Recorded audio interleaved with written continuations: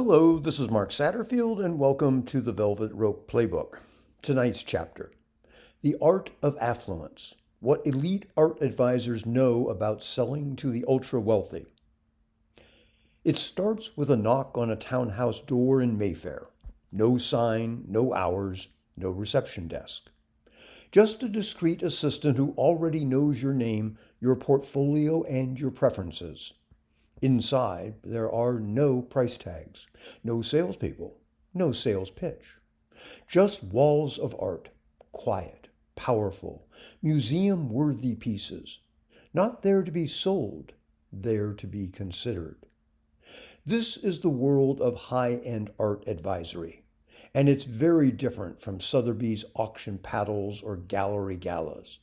Because at the ultra-wealthy level, art isn't decoration.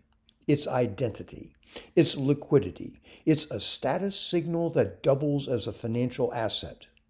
And if you run a service business, if you're a consultant, advisor, or strategist who wants to attract elite clients, then studying how the world's best art advisory firms operate is like opening a secret playbook on selling trust, taste, and long-term value. But before we go deep, here's where the real blueprint lives. GetWealthyClients.com. That's where you'll find my best-selling books, programs, and tools that show you exactly how to position your services like a prestige brand so you become the one the wealthy want, not the one they tolerate. Now, back to that townhouse in Mayfair. High-end art advisors don't operate storefronts. They don't advertise in the usual places. They don't push what's trendy. What they do is curate trust over years, sometimes decades. And that's the first real takeaway. If you want to sell to the wealthy, you're not offering a service. You're offering stewardship. You're not solving a problem. You're guiding identity. You're shaping the story your client tells the world without speaking. Art advisors know this. When a family office acquires a piece, it's not just for the walls. It's to signal continuity, taste, discretion, and cultural capital. An original Warhol is a conversation ender. So how do these firms position themselves? Well, they use three core strategies. First, invisibility as status. 2, pedigree without arrogance. And 3, a network that works in whispers. So let's break that down. There's a woman in New York, Cicely Pratt. She runs a boutique art advisory that caters to newly wealthy tech founders transitioning into legacy wealth. Cicely doesn't show up on Google. You won't find a course. She doesn't do panels or podcasts. Her brand lives entirely inside the rooms that matter.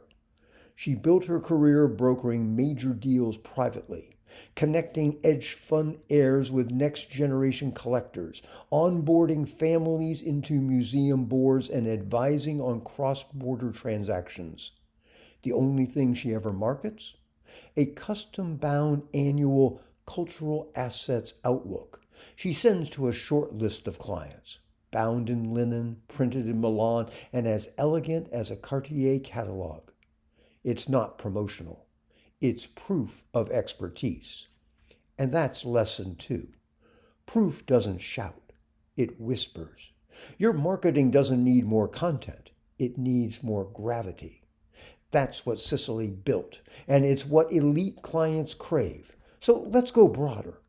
Leading firms like the Fine Art Group or Citi's private bank art advisory do more than just find art. They manage valuation, acquisition strategy, financing, conservation, philanthropic placement, and legacy planning, which means they don't sell pieces. They sell partnerships, and you can learn a lot from that. If you're a real estate agent who only shows homes, you're transactional. If you help your clients understand how that home fits into their life arc, how it elevates legacy, improves liquidity, or places them inside a coveted social circle, now you're in the art advisory class, and you'll be compensated accordingly. There's another character I want to introduce you to, Felix Moreau. Felix used to be a dealer, slick suits, basil after parties, volume driven. Then one day, he watched a client get outbid for a painting he didn't even love because a rival collector knew it would complete a narrative in his collection. That's when it hit him. The wealthy don't just want things, they want stories that elevate their own. So Felix changed his business. He became the quiet presence behind the most talked about private collections in Paris and Geneva. He doesn't sell paintings anymore. He builds personal museums where every piece whispers something about the owner's taste, values, or cultural alliances. He became the brand behind the brands. And that's your next insight. The most valuable service providers make their client look brilliant without being seen themselves. Your goal isn't to be famous. It's to be indispensable to the people who are. So let's take a quick pause.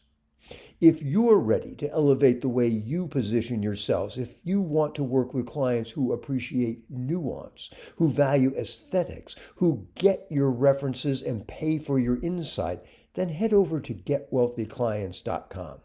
I'll show you how to shift from commodity to curator, from option to obvious choice. Now, let's go back to the art. And let's talk about access. The top art advisors often don't pitch available works. They surface unlisted opportunities. They say things like, there's a Gerhard Richter piece the family's considering letting go. Not on the market yet. I was the estate manager for Hearst. There's something early they're circulating privately. This is powerful because it does two things. First, it makes the advisor the source of opportunity. Second, it positions the client as part of a hidden circle. That's the energy your business needs. You're not a vendor, you're a source. An enabler of access, a finder of deals that don't show up in the feed, a connector of off-market value. So let's close with one final story. A couple in Singapore, very old money, was looking to open a private art foundation. They'd worked with every major gallery, every name brand advisor, but the person they trusted? A soft-spoken former curator named June Watanabe. June didn't have a portfolio. She had presence. She built a reputation over 20 years, not just for sourcing remarkable work, but for knowing what not to suggest. She said no more often than yes. She was slow, measured, intuitive. When she made a recommendation, they took it, not because of credentials, because of credibility. And that's what this all comes down to. In high-end services, trust isn't built on what you say. It's built on how you behave. The right tone, the right pace, the right silence. You want to sell to the wealthy? Become the kind of brand that moves like fine art. Rare, silent, contextual, and utterly irreplaceable. So if this episode stirred something in you, if you're tired of mass market tactics and want to build a practice that speaks to refined clients, true wealth, and long-term trust, then your next step is clear. Go to getwealthyclients.com. That's where the strategy lives.